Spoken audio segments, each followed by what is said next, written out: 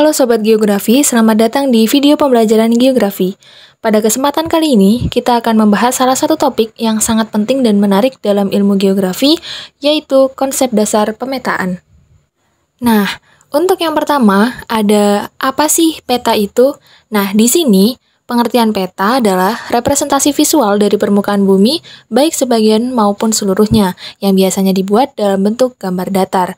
Peta digunakan untuk menyampaikan informasi spasial seperti lokasi, jarak, atau pola geografis tertentu. Nah, setelah pengertian, ada jenis-jenis peta.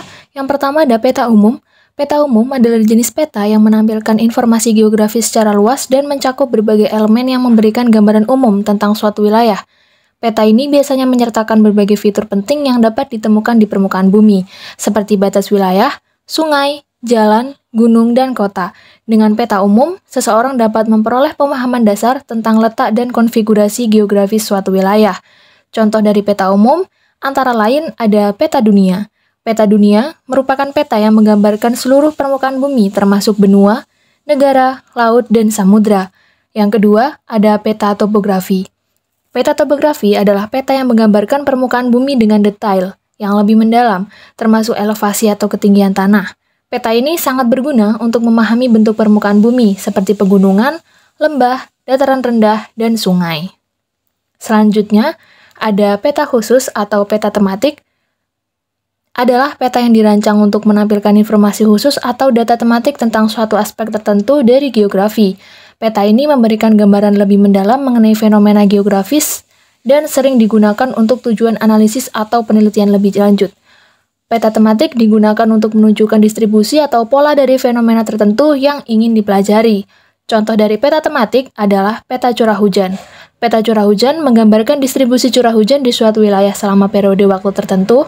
Peta ini sangat penting untuk mempelajari iklim dan cuaca di suatu daerah, serta untuk merencanakan kegiatan pertanian, pembangunan, dan mitigasi bencana. Yang kedua, ada peta kepadatan penduduk. Peta ini menunjukkan sebaran jumlah penduduk di suatu wilayah. Peta kepadatan penduduk biasanya menunjukkan daerah-daerah dengan populasi yang sangat padat, seperti kota-kota besar, serta daerah yang lebih jarang penduduknya, seperti daerah pedesaan atau wilayah yang sulit dijangkau. Yang terakhir, ada peta persebaran tambang. Peta persebaran tambang menunjukkan lokasi-lokasi tambang atau sumber daya alam yang ada di suatu wilayah. Peta ini bisa menggambarkan sumber daya alam yang berbeda, seperti tambang batu bara, minyak gas, atau logam mulia, dan penting untuk kegiatan eksplorasi dan industri pertambangan. Peta ini membantu mengambil keputusan dalam menentukan area yang perlu dikembangkan. Bagian ini menjelaskan apa fungsi dan kegunaan peta. Yang pertama ada fungsi peta yaitu navigasi untuk menentukan arah atau lokasi. Yang kedua ada perencanaan sebagai alat untuk perencanaan tata ruang atau wilayah. Yang ketiga sebagai pendidikan yaitu sebagai sumber media untuk pembelajaran geografi. Yang keempat, komunikasi data geografis untuk menyampaikan informasi tentang suatu wilayah. Serta kegunaan peta adalah yang pertama, untuk memahami kondisi topografi suatu wilayah, dua, menganalisis potensi dan risiko suatu area, tiga, mendukung penelitian ilmiah seperti hidrologi atau geologi. Nah, untuk selanjutnya ada komponen utama dari peta. Yang pertama, ada judul. Judul ini menjelaskan isi atau tujuan dari pembuatan peta. Yang kedua ada skala. Skala ini dibuat untuk menunjukkan adanya perbandingan antara jarak di peta dan jarak sebenarnya. Tiga ada legenda yang menjelaskan simbol-simbol yang digunakan pada peta. Yang keempat ada simbol adalah untuk representasi grafis dari objek di peta seperti jalan atau sungai. Yang kelima ada koordinat sebagai sistem garis lintang dan garis bujur untuk menentukan suatu lokasi. Yang keenam ada arah. Penunjuk arah utara biasanya ditunjukkan oleh arah panah. Yang ketujuh ada sumber data, yaitu informasi tentang asal data atau asal dari pembuatan peta tersebut. Nah, untuk yang selanjutnya ada cara pembuatan peta secara singkat. Yang pertama adalah pemilihan proyeksi. Memilih proyeksi peta yang sesuai dengan luas wilayah dan tujuan pembuatan peta. Yang kedua, pembuatan peta dasar. Membuat peta dasar yang menunjukkan batas wilayah, sungai, jalan, dan kontur topografi. Yang ketiga, penarikan batas satuan batuan. Menarik batas satuan batuan berdasarkan hasil interpretasi data lapangan dan laboratorium. Yang keempat, Pemberian simbol, memberikan simbol yang sesuai untuk setiap jenis batuan, struktur geologi, dan fenomena geologi lainnya.